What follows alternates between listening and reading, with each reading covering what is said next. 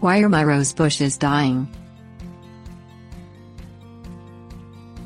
Although beautiful, rose bushes can be difficult to care for.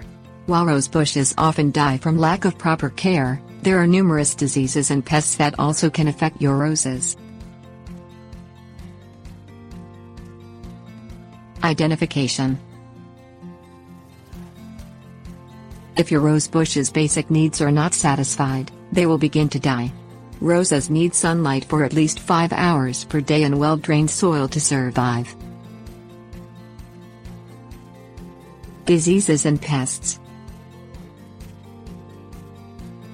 A myriad of pests and diseases also could affect your rose bushes.